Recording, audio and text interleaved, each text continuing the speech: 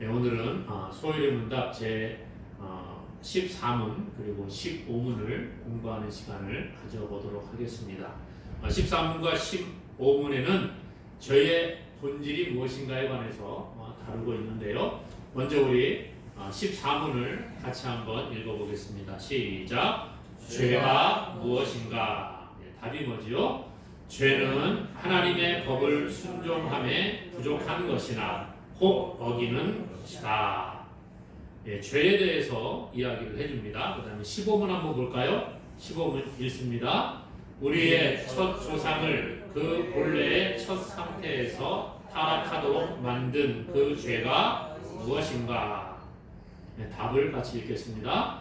우리의 첫 조상을 그 본래의 상태에서 타락하게 한 그 죄는 금지된 열매를 먹은 것이다. 예. 많은 사람들이 사랑을 이야기할 때 사랑은 아름다운 것이다 이렇게 이야기를 하지요. 자, 그러면 어떤 누군가를 사랑한다고 하는 것은 아름다운 것이기 때문에 죄가 되지 않는 것이 맞습니까? 오늘 이렇게 질문해 볼 수 있겠어요? 사랑이 아름답다 정의를 하게 되면 어떤 한 사람이 또 다른 사람을 향하여 사랑한다 이렇게 말하고 그 사람을 따라다닌다, 이것이 죄가 됩니까? 죄가 되지 않습니까? 뭐 일반적으로는 죄가 되지 않는다 이렇게 말할 수 있을 거예요. 정상적인 남자와 정상적인 여자가 사랑을 하게 되면 이것은 뭐 죄라고 말할 수가 없지요. 도리어 우리나라에 이제 점점 저출산, 뭐 또 결혼도 잘하지 않고 출산하지 않는 나라가 되고 있는데, 이러한 때에 남과 여가 사랑을 해서 결혼을 한다고 하면 참 축복할 일이겠지요. 그런데 상대방이 싫어하는데도 내가 혼자서 좋다고 막 따라다니고 그 사람을 집요하게 괴롭힌다고 하면 이것은 죄가 될까요? 죄가 되지 않을까요? 이것은 죄가 될 수 있는 겁니다. 내가 상대방을 사랑한다고 해서 상대방을 스토킹하고 따라다니고 뭐 괴롭히고 이런다고 하면 이것은 죄가 될 수 있다라는 것이지요. 그러므로 죄가 무엇인가라는 질문에 대해서 우리가 답하는 것은 결코 쉬운 것은 아닌 것 같습니다.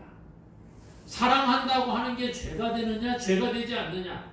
제가 아까 말씀드린 것처럼 사랑이 죄가 되느냐, 죄가 되지 않느냐도 우리가 이 규정을 하는 게 쉽지가 않은데, 죄가 무엇인가를 정의한다는 것은 더 어렵다는 거예요. 왜 그렇지요? 죄를 어떻게 정의하는가에 따라서 그의 답이 달라진다는 거예요. 우리의 행동, 우리의 생각이 달라질 수 있다는 것입니다. 그러므로 오늘 우리는 죄의 본질을 바르게 아는 것이 중요하다는 거예요.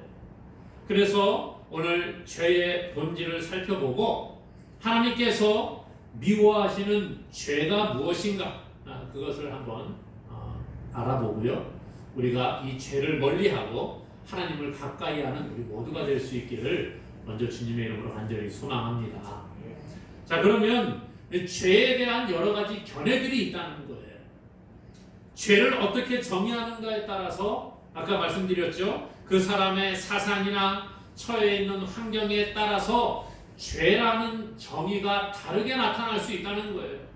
먼저 진화론자들의 견해를 보게 되면, 진화론자들은요, 짐승의 성질과 충동을 누르지 못하게 되는 상태가 죄다, 뭐 이렇게 말할 수 있다는 거예요. 현대 자유주의 신학에 있어서 진화론의 죄에 대한 관점은 대단히 인기 있는 학설이라고 이렇게 말할 수 있습니다. 즉, 인간은 동물이 진화하여 된 것이기 때문에 짐승이 가지고 있는 충동과 성질이 있다, 이렇게 진화론자들은 이야기하는 거죠. 그래서 인간에게는 양심이라는 것이 있는데, 이 양심이라는 것이 짐승의 성질과 충동을 억누르고 있다는 거예요. 그런데 인간이 짐승의 성질과 충동을 억누르지 못하고 행동을 하게 되면 그것이 바로 죄가 된다라고 이야기하는 것이죠. 무슨 얘기인지 아시겠어요? 우리 사람은 짐승이 진화해서 사람이 됐다고 진화론자들은 이야기를 하는데, 인간의 특징은 양심과 이성을 가지고 있다는 거예요. 그래서 이 양심이 이 짐승의 성질과 충동을 억누르고 있는데, 이것을 억누르지 못하고 짐승의 성질과 충동 그대로 그냥 말 그대로 짐승처럼 행동을 하면 그것이 죄라 그렇게 말한다는 것이지요. 그러므로 이 견해를 따르게 되면 죄는 인간이 되기 전에 짐승의 성질로 되돌아가는 것이다, 뭐 이렇게 말할 수도 있다라는 것입니다. 자, 그러면 공산주의자들은 죄를 어떻게 정의를 하고 있을까요? 공산주의의 견해를 살펴보게 되면 사회 악이 바로 죄다, 이렇게 이야기를 하고 있습니다. 그래서 사회 구조적인 부분이 잘못되었기 때문에 혁명을 통해 죄의 문제를 해결할 수 있다, 이렇게 이야기를 합니다. 그래서 공산주의자들 또는 사회주의자들은요, 혁명을 이야기하고 사회 악을 혁명을 통해 없애려고 하는 그러한 시도를 하고 있는 것을 볼 수가 있습니다. 자, 그 다음에 심리학자들은 그러면 죄를 뭐라고 하고 있을까요? 심리학에서는요, 생각의 여하에 따라 죄가 결정된다, 이렇게 말해주고 있습니다. 심리학자로 유명한 프로이드는 정신분석서를 통해 죄를 일종의 병적 상태라, 이렇게 이야기를 하였습니다. 그래서 이것을 생리학적 문제로 취급을 해서 죄는 육체적으로 정리되지 않은 것, 특히 압박과 반동의 결과인 뇌수가 균형을 잃은 상태의 표현이라, 이렇게 말하고 있습니다. 좀 어려운 말이죠, 그렇죠? 이 생리학적인 문제이기 때문에 육체적으로 정리되지 않은 압박과 반동의 결과로 인해서 뇌수가 균형을 잃게 됨으로 말미암아 일어나는 행동들이 죄로 연결된다는 거예요. 그래서 병든 영혼과 불건전한 정신이 생기게 되고 병적 고민을 느끼게 되는 것, 이런 것들을 통해서 정신이 온전한 사람은 죄책을 느끼지 않는다, 이렇게 주장을 하고 있다는 거예요. 그러니까 이 정신적으로 불안정하고 병든 영혼을 가진 사람들이 죄를 짓게 된다라는 것이죠. 이것이 바로 심리학자들이 하고 있는 말 가운데 하나입니다.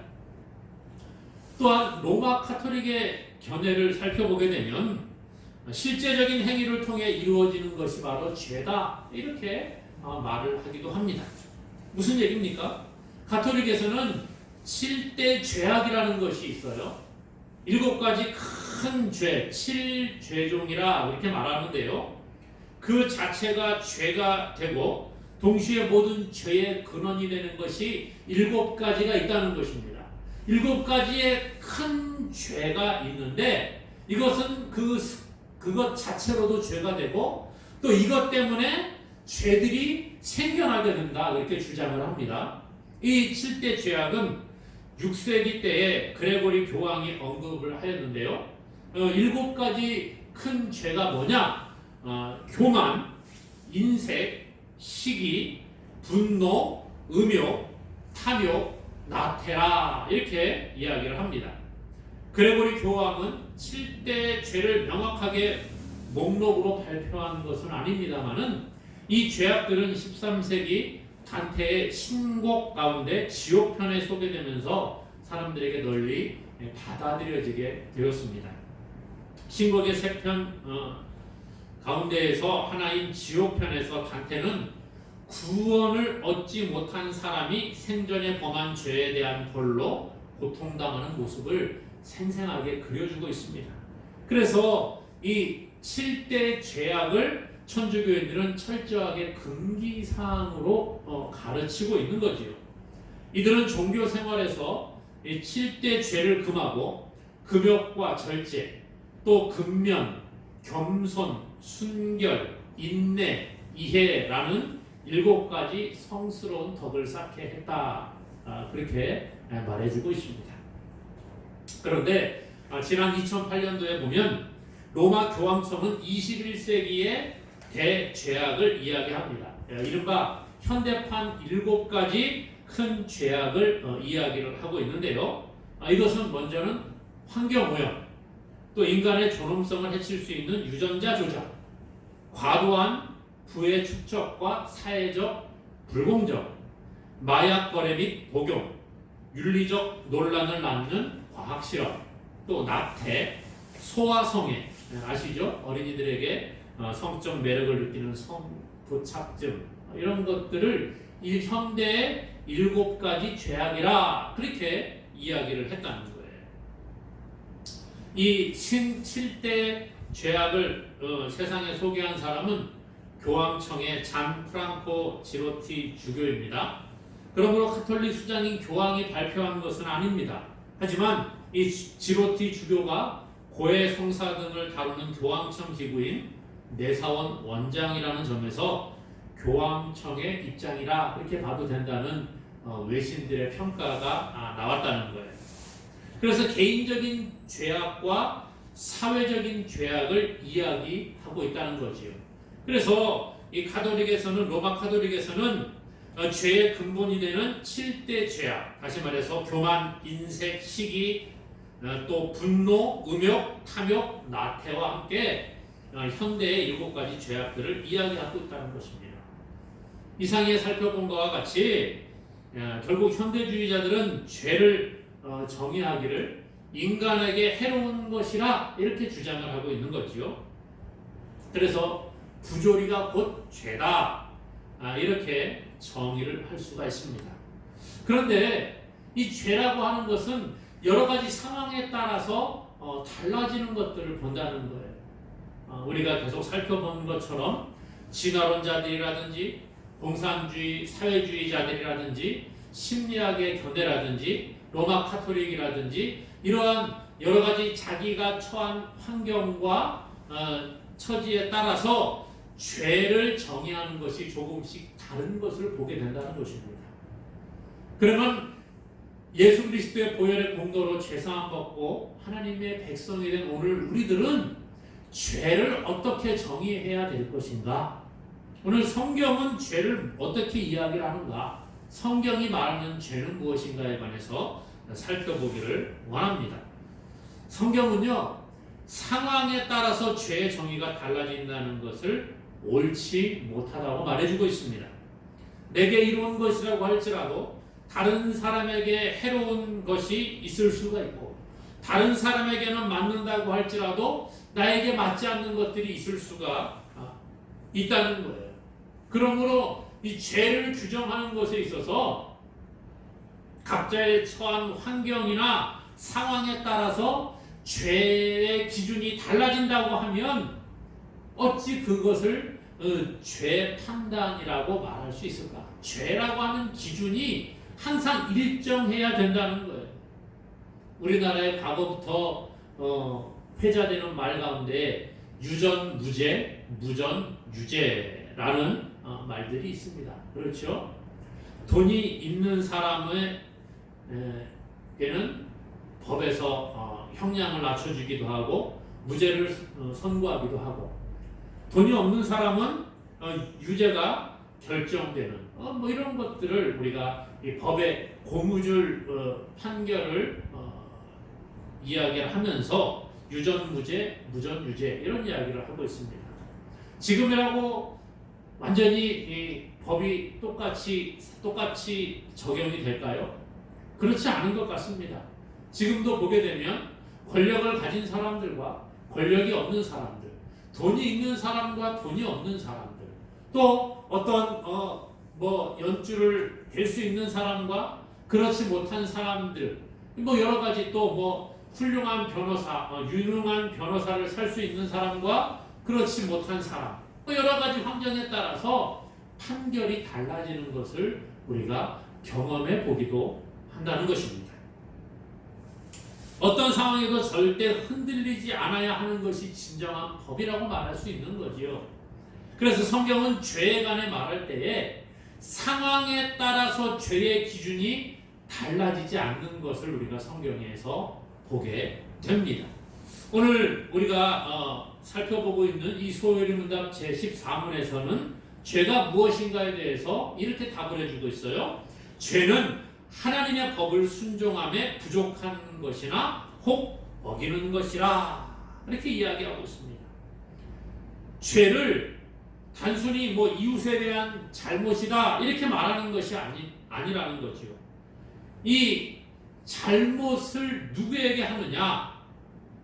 성경은요, 이 죄를 하나님과 사람과의 관계에서 이야기를 해주고 있습니다. 성경은 죄라는 단어를 여러 가지 단어를 사용을 해서 이야기해주고 있는데요. 특별히 구약에서는 하타라는 단어를 사용을 하고 있고요. 신약에서는 하말티아라는 단어를 대표적으로 사용하고 있습니다. 이 단어는 어떤 의미를 가지고 있느냐? 표적을 향해서 우리가 화살을 쏠 때에 이 화살이 관역을 빗나가는 것, 이것을 가리켜 하말티아 그렇게 이야기하고 있다는 것이죠. 그러니까 죄라고 하는 것은 관역을 빗나간다, 이러한 의미가 있다는 거예요. 어떤 활을 가지고 화살을 탁 쏠 때에 관역을 향해서 쏘는데 관역에 화살이 탁 박히지 않고 관역을 빗겨서 화살이 빗나가는 것, 이것을 가리켜 죄라 그렇게 이야기하고 있다라는 것이죠. 죄라는 단어의 뜻이 그렇게 하는 거예요. 다시 말해서 하나님의 뜻을 벗어나는 것, 이것이 바로 성경은 죄라고 우리에게 가르쳐주고 있는 것입니다.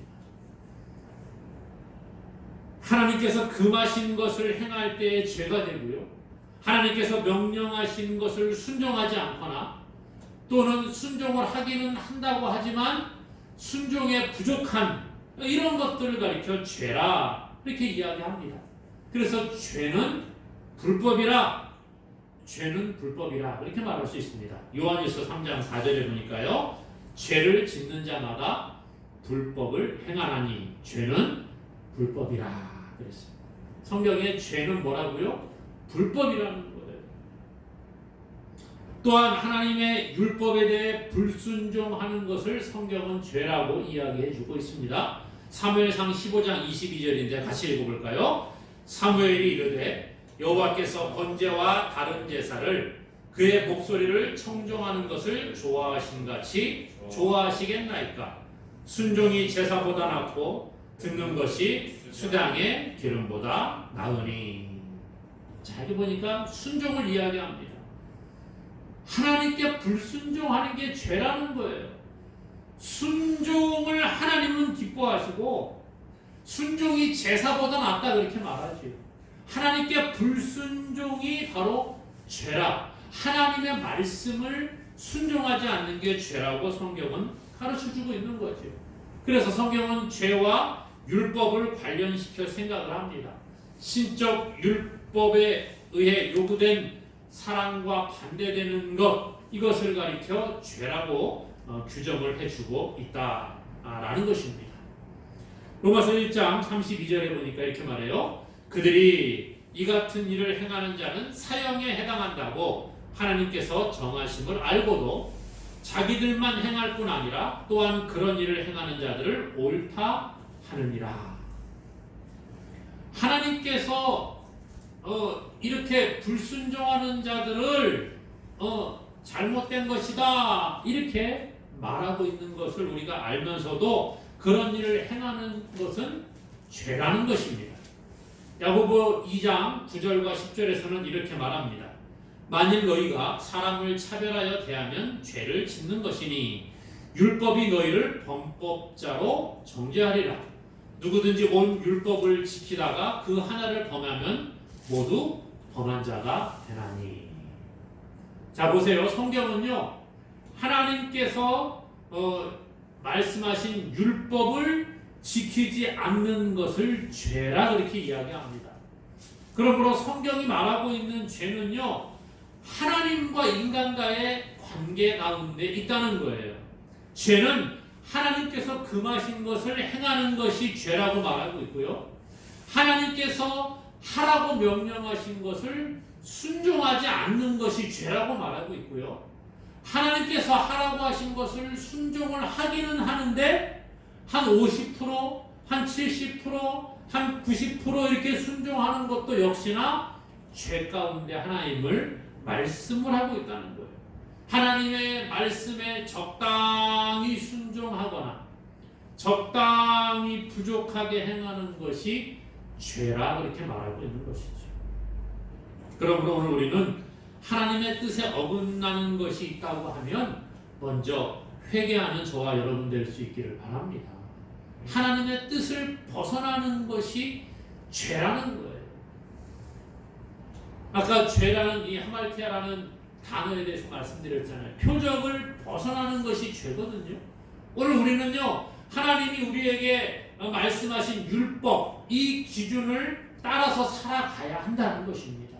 물론 이게 쉽지가 않지요. 하나님이 하라고 하신 것을 행하고 하지 말라고 하는 것을 행하지 않는 것, 이것이 참 쉽지가 않습니다. 그러나 성경은 분명히 불순종은 죄라 그렇게 우리에게 가르쳐주고 있습니다. 그러므로 오늘 하나님께서 미워하시는 죄악의 자리에 있는 것이 아니라 하나님께서 기뻐하시는 순종의 자리로 나아가는 우리 모두가 될 수 있기를 주님의 이름으로 간절히 소망합니다. 자, 그러면 이 성경에 나와 있는 첫 범죄가 뭐예요? 아담의 범죄라는 거예요. 아담의 첫 범죄, 그것이 뭐죠? 선악을 알게 하는 나무의 열매를 먹은 것이다. 이렇게 말합니다. 오늘 15분에 보니까요. 소요리 문답 제15문은 이렇게 이야기하죠. 우리의 첫 조상을 그 본래의 첫 상태에서 타락하도록 만든 그 죄가 무엇인가? 그랬을 때의 답이요. 우리의 첫 조상을 그 본래의 상태에서 타락하게 한 그 죄는 금지된 열매를 먹은 것이다. 그렇게 말해주고 있습니다. 어떤 사람들은 무슨 아담이 무슨 과일 한 개 먹었다고 해서 그게 무슨 큰 죄가 됩니까? 그 아담이 무슨 뭐 과일 한 개 먹었다고 해서 온 인류가 벌을 받아야 되느냐 이렇게 말하는 사람이 있을 수가 있습니다. 그러나 우리가 앞에서 살펴본 것 바와 같이 아담이 그 선악을 알게 하는 나무의 열매를 한 개 먹은 게 왜 죄가 됩니까? 그것은 단순히 그 과일을 하나 먹은 것으로 끝나는 것이 아니라는 거예요. 하나님과 아담과의 관계에서요. 하나님께서 아담에게 야 이것은 먹지 마라 이렇게 명령하신 것에 대해 아담이 순종하지 않은 것, 이것을 가리켜 성경은 죄라 말씀해주고 있는 것입니다. 하나님께서는 분명히 아담에게 그것을 먹으면 죽을 것을 말씀하셨지요. 창세기 2장 17절에요. 선악을 알게 하는 나무의 열매는 먹지 말라. 내가 먹는 날에는 반드시 죽으리라 하시니라 그랬습니다. 하나님께서 아담에게 선악을 알게 하는 나무의 열매를 먹지 말라. 이것이 하나님의 명령이라는 거예요. 하나님이 사람에게 주신 율법이라는 겁니다. 그런데 이것을 불순종함으로 말미암아 죄가 들어오게 된 거예요. 성경은 아담이 하나님의 말씀을 지키지 않은 것, 이것이 바로 문제라고 말하고 있고요. 이것이 죄라 그렇게 이야기하고 있습니다. 단순히 선악을 알게 하는 나무의 그 열매 한 개 먹은 것, 그것이 아니라 명령을 어기고 그것을 먹었다는 거예요. 순종하지 않았다는데 그 죄의 심각성이 있다는 것입니다. 아담과 하와는 하나님의 말씀을 어기고 도리어 사탄의 말을 들었지요. 이것이 죄라고 말씀해주고 있는 겁니다. 하나님께서는 선악을 알게 하는 나무의 열매를 먹으면 반드시 죽을 것이라고 말합니다. 그런데 하와에게 뱀이 와서 유혹을 하지요. 뭐라 그래요? 죽지 않을 것이다 이런 얘기합니다. 창세기 3장 4절 5절에 보니까요.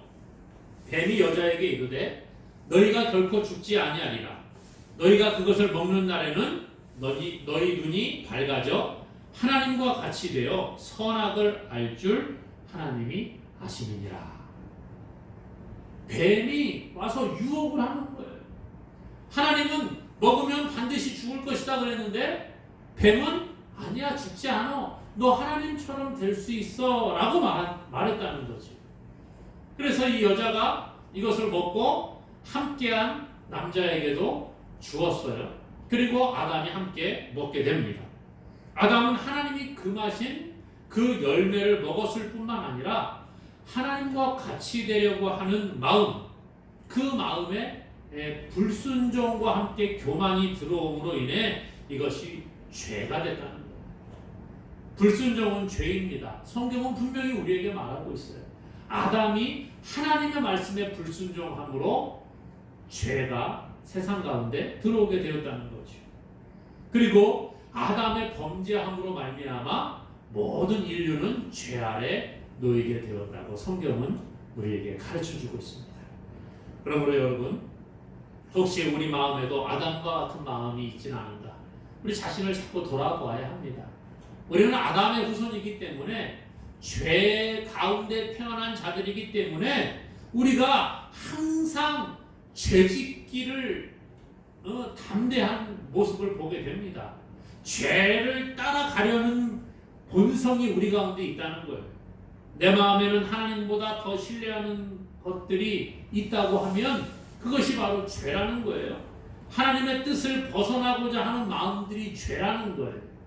그러므로 오늘 우리는 혹시나 우리 마음에 하나님 뜻보다 내 뜻을 더 앞세우는 것이 있다고 하면 이것이 죄가 된다는 것을 깨달을 수 있기 바랍니다. 그리고 아담처럼 하나님의 말씀에 불순종하는 것, 하나님의 말씀을 따라가지 않는 것이 죄라는 인식이 있어야 되는 거예요. 우리는 아담의 후예이기 때문에 모두가 자꾸 가만히 있으면 죄를 짓는 길로 나아갑니다. 그러므로 오늘 우리는 이것을 깨닫고 성령의 도우심을 구할 수 있기 바랍니다. 하나님의 뜻을 불순종하는 죄의 자리에 있는 것이 아니라 하나님을 바르게 섬기고 하나님의 뜻을 따라함으로 죄를 멀리하고 하나님의 의를 가까이하고 하나님의 거룩을 닮아가는 우리 모두가 되기를 다시 한번 주님의 이름으로 간절히 소망합니다.